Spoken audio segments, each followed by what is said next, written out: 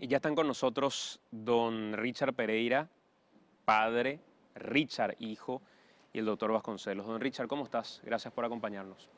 ¿Qué tal, Santi? Bien. Un ¿Te informe sigue fuerte. tocando como el primer día, don Richard? Le estaba diciendo al doctor. Pensé que después del juicio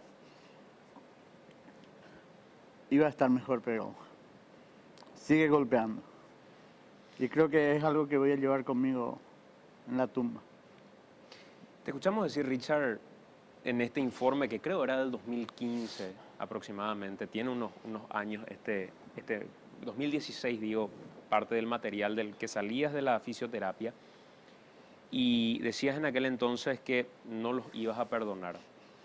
Hoy, después del juicio, ¿sentís que los perdonaste o es difícil después de todo lo que pasó? Sí, muy buenas noches, Santiago. Hoy en día ya ni en cuenta le tengo a ellos. Ya quedó claro todo, ya se demostró todo y creo que eso era mi meta, ¿verdad? Aclarar lo que en verdad pasó. ¿Sentís que se hizo justicia hoy? Y sí, porque no soy yo el que está preso, porque esa era la intención de estos... no sé ni cómo llamarlo, ¿verdad? ¿Qué sentías, Richard, cuando escuchabas la historia de nuestras invitadas anteriores? Porque había mucho de parecido entre lo que vos viviste y lo que vivieron ellas. Teniendo niños dentro del transporte, otra vez le vinieron con la historia de auto robado o ustedes tienen droga. Y se ve que es una modalidad que ellos mismos utilizan en cualquier procedimiento irregular, ¿verdad? Se ve que esa es su manera de intimidar a la gente. Y en tu caso, don Richard, cuando escuchabas el relato de estas mujeres y lo que les tocó vivir, ¿qué sentías? Sentía que es un susto que las señoras van a llevar de por vida. Otra familia más que dañan. No hubo muertos, pero te puedo asegurar que quedan dañados. Y con miedo hacia las personas que nos tienen que defender. Creíamos oportuno conversar con vos, doctor, porque esta es una charla que venimos teniendo hace años. Y cuando no suceden estos episodios, quienes son blanco de las críticas diciendo, pero ¿por qué hay que temer si es que no hiciste nada? ¿Por qué no permitís por qué no parás si es que efectivamente sos inocente?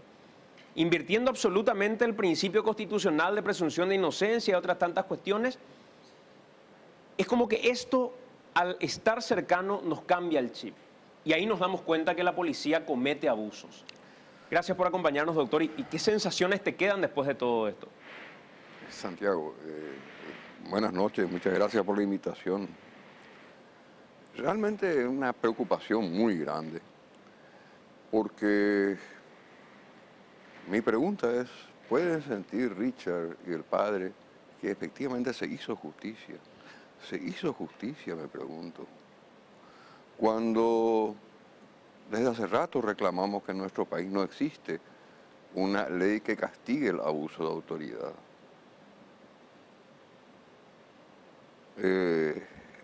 Estos delincuentes con uniforme que lo lastimaron a él, quienes lastimaron a estas niñas en Areguá, no son cualquier persona, son personas a quienes el Estado y la sociedad les confía las armas para que vele por su seguridad.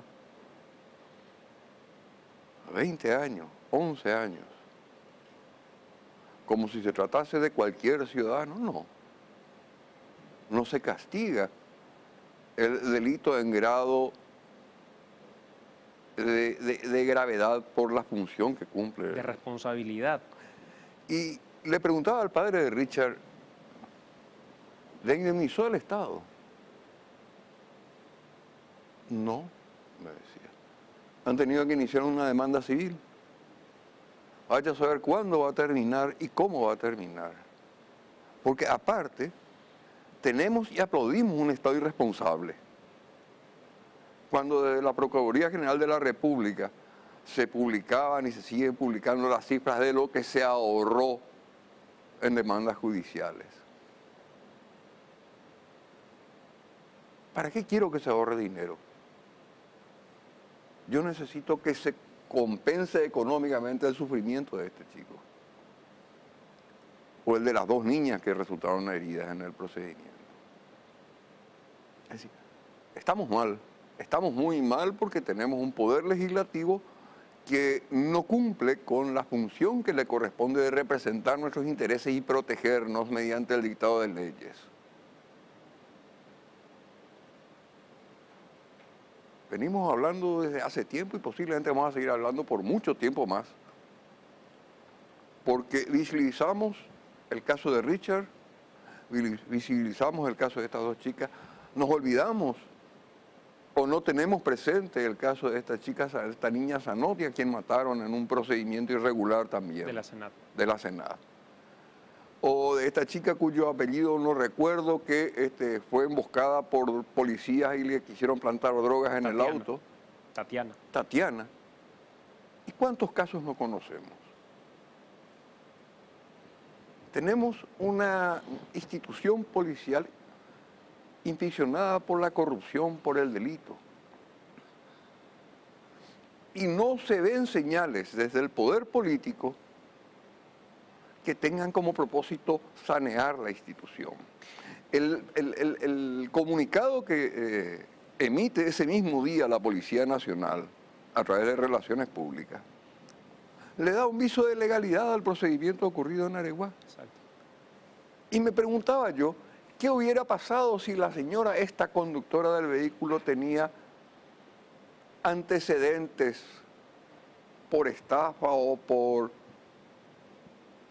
aunque no estuviera condenada? Ahí se iba a legitimar todo. Claro. Porque tengo que reconocer, nosotros somos afectos a condenar anticipadamente. Pero fíjate, quiero tomarme nomás de eso que dice el doctor Vasconcelos, don Richard, porque él habla de si indemnizó o no el Estado. Y el otro día me contaban ustedes en Noticias Paraguay, el martes, antes de conocerse la sentencia, que hoy por hoy tienen que ingeniárselas como para que él haga su tratamiento de fisioterapia como debe hacer. ¿Cuánto representa el gasto mensual en Richard en particular después de lo sucedido? En Richard solamente 10 millones. Solamente en Richard. Fisioterapia, medicamentos y seguir viviendo, tratando de vivir normalmente. Porque él es padre de familia, tiene una familia de mantener. Tiene un gasto de 10 millones y es que va a tener una vida normal, por llamarlo así. ¿Y qué te dijeron desde la policía con respecto a la ayuda que te daban y de cuánto dinero era esa ayuda? El comandante Rojas, desde que asumió, se hizo cargo de su fisioterapia, que eran 5.800.000. Pero fue lo que siempre habíamos reclamado, que esto era algo personal de él. Y siempre dijimos, ¿qué pasa el día que él salga? Llegó ese día y bueno, hubo una reducción del 50% que igualmente le agradecemos al comandante porque también está sacando de su bolsillo. Pero ese es el punto. Es del bolsillo del comandante cuando la institución es la responsable de lo que sucedió. Así mismo. Santiago, los policías tienen un seguro de vida, pero no tienen un seguro de responsabilidad personal contra terceros. Tendrían que tener. Tendría que haber un fondo destinado para estas contingencias. Doctor, cuando le pasó esto a mi hijo, yo revisé los papeleos de Hacienda y había una parte de dinero, creo que era 800 millones, que estaba destinado a daños a víctimas civiles. ¿Sí? Que sin embargo, eso ellos transfirieron a otra cosa. Y jamás se hicieron reprograman cargo. el presupuesto Reprogramaron. y envían a otro rubro, ¿sí?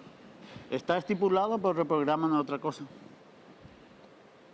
Richard, parte de lo que a vos te tocó vivir en ese momento, me contabas, era una persecución desesperada en la que vos lo único que buscabas era luz.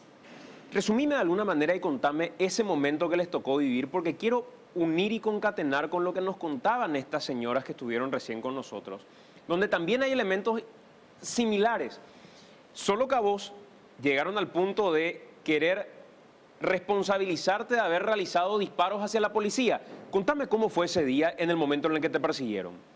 Sí, yo me percato cuando ellos me vienen siguiendo con las luces apagadas y a baja velocidad.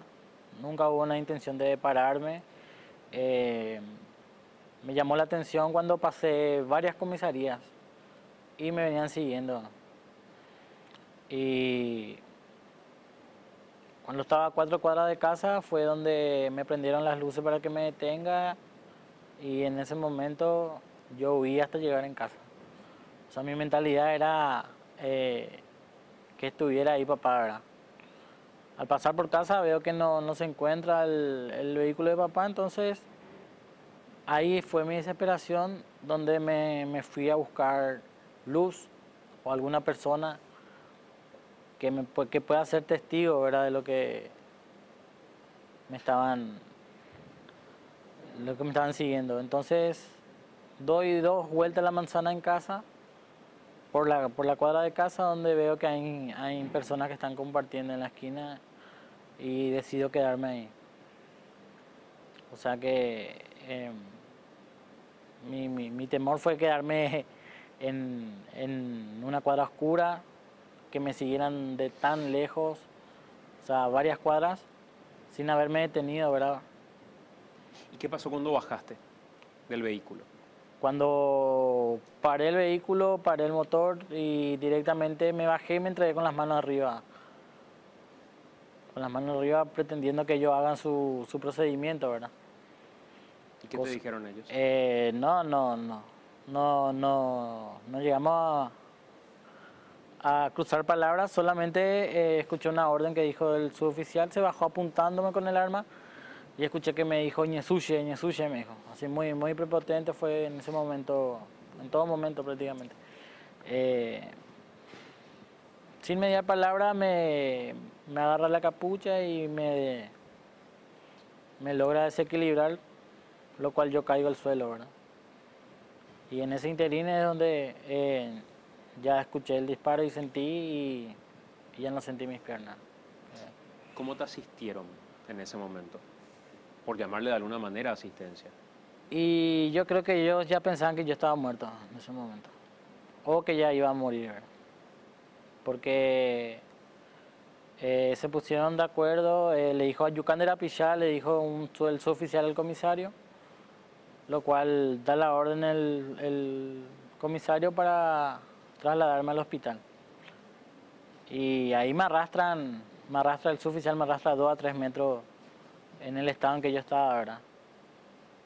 Pensando en que yo me podría llegar a levantar, ¿verdad? Y ahí se constató que en verdad no podía yo sentir las piernas, y lo cual se ponen los dos de acuerdo y me alzan y me tiran atrás en la carrocería. ¿Te tiraron? Sí, me tiraron muy bruscamente, ¿verdad? ¿Y cómo fue el trayecto hasta el hospital donde quisieron montar la escena en la que supuestamente vos realizaste un disparo? ¿Qué fue lo que hicieron? ¿Te tomaron de la mano? ¿Qué hicieron? Sí, el suboficial siempre estuvo ahí atrás, era conmigo y apuntándome siempre con el arma, lo cual se le cruza por la mente que yo manipule su arma, ¿verdad? Y me ordena que yo manipule su arma y le dije que no iba a manipular, y yo en ese momento prácticamente ni tenía fuerza por mis brazos, pero sí por mi puño, lo cual yo cerré fuerte en ese momento y me logra apoyar su arma, pero no en la palma de la mano. Al apoyar ahí da 2 tiros al aire. Así como él mismo confesó en el juicio, ya tenía montada la película en la cabeza. Doctor, esta no es una cuestión aislada. Hace rato decía, no estamos hablando solo del caso de Richard, estamos hablando de órdenes que no existen a veces para policías de investigaciones, que tienen como una especie de luz verde para salir vestidos como quieran, sin tener en cuenta mínimamente el manual de uso de armas, la historia de los disparos intimidatorios, que en realidad tienen una regulación legal que la pasan por alto desde todo punto de vista. Esto no es un hecho aislado, doctor, ¿o sí? No, evidentemente no es un hecho aislado y citamos algunos de los que recordamos, porque hay muchos más. Limitación legal no tiene la policía para el uso de armas, lamentablemente, porque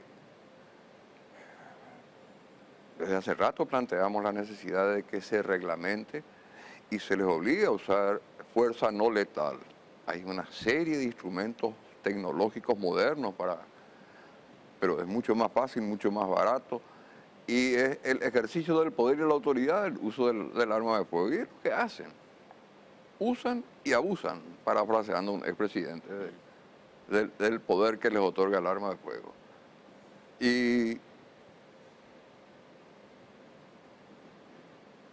la historia de Richard conocemos porque no murió. La historia de estas dos señoras que estaban acá, conocemos porque no murió, no murieron. Se dieron a la fuga. ¿Y se dieron a la fuga por qué? ¿Qué derecho tiene la policía a interrumpir el tránsito de las personas? Ninguno.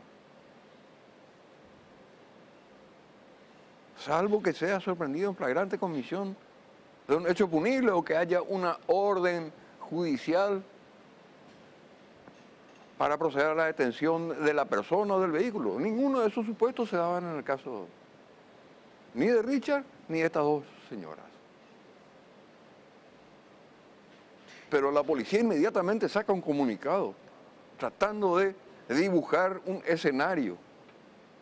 Ese comunicado, doctor, tiene una frase que lastimosamente está muy arraigada dentro de la policía. Circulaban en actitud sospechosa. Y cuando uno pregunta qué es la actitud sospechosa, nadie sabe responder. Y desde la policía terminaron diciendo barrabasadas respecto a qué es la actitud sospechosa. ¿Sí? ¿Qué significa la actitud sospechosa, doctor, en términos investigativos? Nada. Nada. La bendita corazonada, el olfato policial no existe.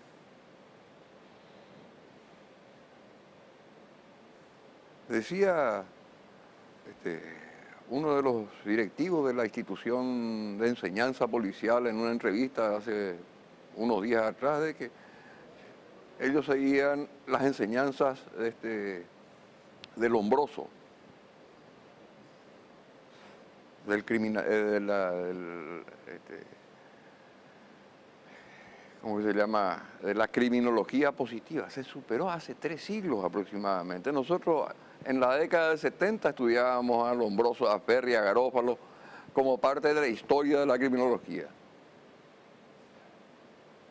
Pero por la contextura física, por los rasgos fisonómicos que describía Lombroso, todos los morochos, todos los afrodescendientes, todos eran criminales natos.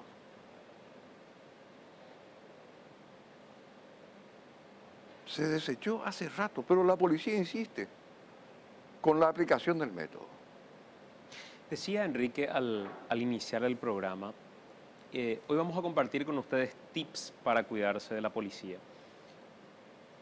Parece un chiste, choca, pero es la realidad. ¿Sí? O sea, yo estoy seguro que hoy Richard, que maneja de nuevo, él maneja su vehículo, transporta al papá también, o el propio don Pereira, tiene tips para cuidarse de la policía.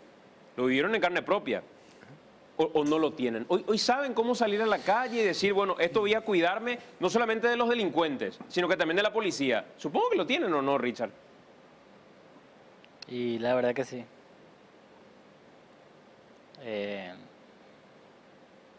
tenemos un conocimiento, ¿verdad?, de cómo se deben de hacer los controles policiales y si es de manera correcta lo que se está haciendo, ¿verdad?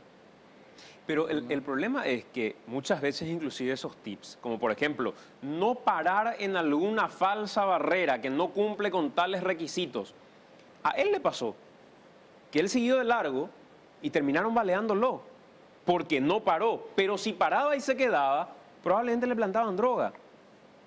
Si es que no pagaba coima.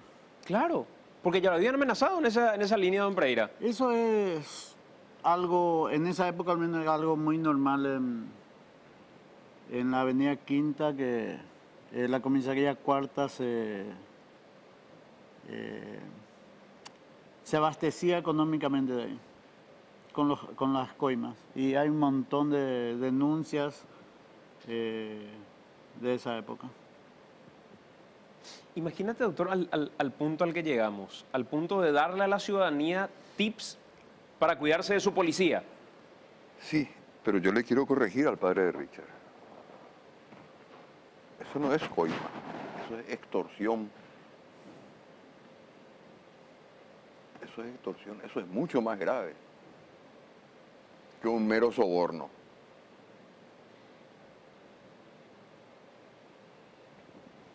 Sí, tenemos que cuidarnos de muchos policías. Por eso decía, no estamos ante hechos aislados. La institución está pasando por un momento muy difícil.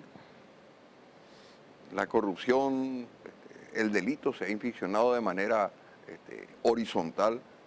Se necesitan, quizás, inclusive la modificación de la Constitución Nacional se necesita para luchar frontalmente contra la corrupción en la policía.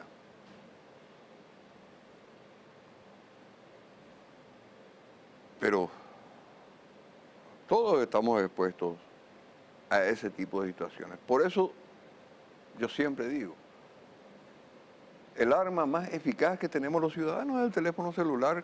Todos los teléfonos celulares hoy tienen una cámara, tienen una grabadora. Yo tengo un sistema de circuito cerrado en el auto. Pero no me sirve si es que se trata de un ladrón. Me sirve si se trata de la policía. Exacto. Porque la policía pretende, o el policía pretende, disfrazar sus procedimientos delictivos con actos de autoridad, con la legalidad del ejercicio de sus funciones. Doctor, gracias por acompañarnos, gracias por estar con nosotros. Gracias a ustedes, Santiago, mi solidaridad y mi respeto con Richard, su padre. Y, honestamente creo que necesitamos respuestas desde el Parlamento. Desde el Parlamento nos tienen que brindar las herramientas legales que permitan proteger a la sociedad de estos hechos que son claros hechos de abusos de autoridad. De lo contrario, la pelea va a seguir siendo individual y las víctimas van a seguir desfilando por tu programa y otros programas. Richard, ¿qué esperás vos de aquí en adelante con respecto a tu caso en particular? ¿Esperás que esto termine en esta sentencia y que ahí acabe la historia? ¿Esperás que de alguna manera la policía como institución haga algo para renovar sus filas, para evitar que este tipo de cosas sucedan? ¿Qué esperás en lo particular?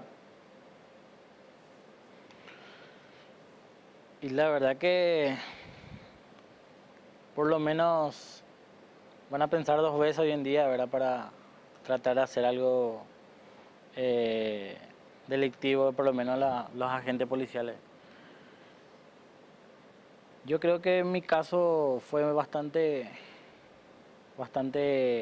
fuerte, ¿verdad? Y de hecho que se ve que la intención era tratar de, como dice el doctor, extorsionarme, ¿verdad? Y la idea es que salga a la luz todos los casos que hasta hoy en día sabemos y lo que no sabemos también. Yo tendría mis dudas, si es que sirve como una enseñanza lo que pasó con lo tuyo. Yo estaba seguro que sí, hasta que en el mismo día en el que tenían que dar a conocer tu sentencia, la sentencia de tu caso, terminaron haciendo lo mismo con esta con este transporte escolar. Yo tendría mis dudas de alguna manera. Don Richard, ¿qué esperás vos de aquí en adelante, de la policía como institución? A mí me encantaría que la policía se sanee. Durante este proceso conocí a muchos policías buenos que llevan el uniforme pegado a la piel, pero que son personas humanos 100%. Y mira que tengo una hija que se está preparando para ser policía, así es que me encantaría con más razón que se sanee, que usen una zaranda, que limpien esto, que se busque la forma de sanear, que podamos mirar a un policía y sentirnos seguros, no lo contrario. Gracias, don Richard, por acompañarnos una vez más. Gracias a vos, Andrés.